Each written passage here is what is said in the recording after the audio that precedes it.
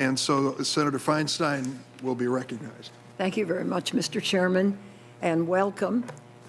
Throughout your career, you have been praised by people on both sides of the aisle. When you were nominated to the Supreme Court, President Obama said you were, quote, someone who would bring a spirit of decency, modesty, integrity, even-handedness, and excellence, end quote. Similarly, Senator Orrin Hatch called you, quote, a fine man who would be a, quote, moderate choice for the court. Even Carrie Severino of the Conservative Judicial Crisis Network once called you, quote, the best scenario we could hope for to bring the tension and the politics in the city down a notch. At a time when America feels more polarized than ever before, this sort of bipartisanship is truly rare.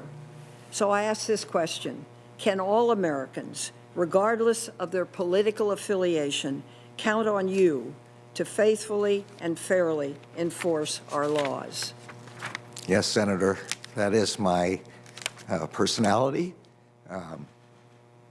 That is everything I've done in my career, and that is my vision for the Justice Department, to dispense the law fairly and impartially, without respect to persons and without respect to political parties. Thank you for that statement.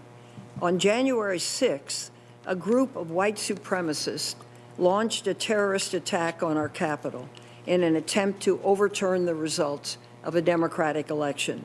Their attempt failed and resulted in at least 5 fatalities, including a Capitol police officer. It also led federal prosecutors to file over 180 charges and initiate 25 domestic terrorism cases. So this is not the first time the Justice Department has been forced to investigate and prosecute white supremacists for an act of terrorism. You received high praise for investigating and supervising the prosecution of the Oklahoma City bombing perpetrators in 1995.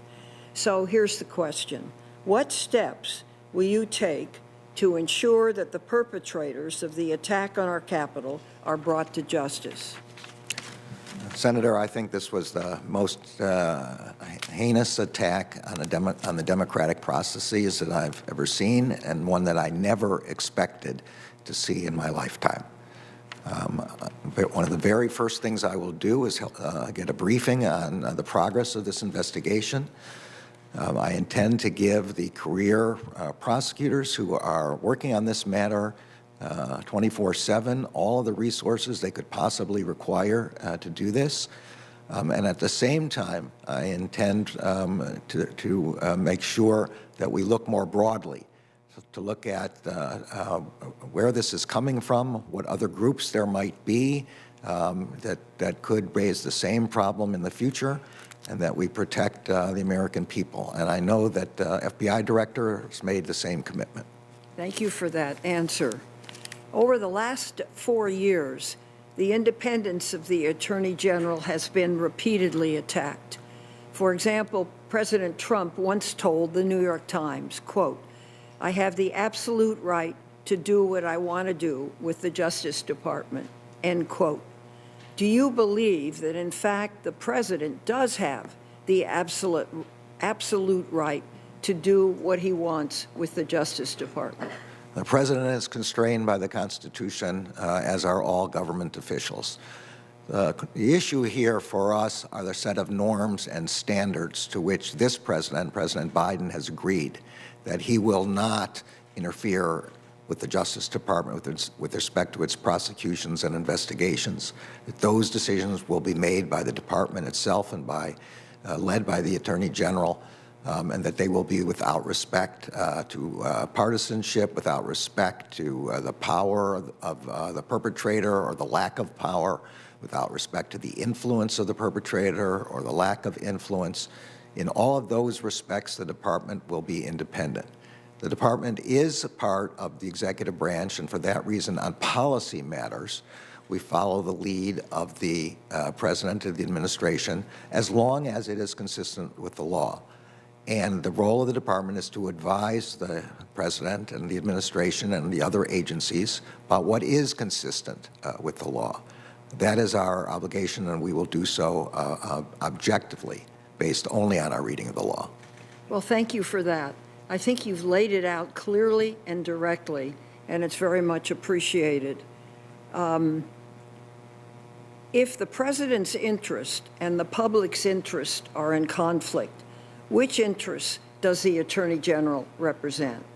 The Attorney General represents the public interest, particularly and specifically as defined by the Constitution and the statutes of the United States.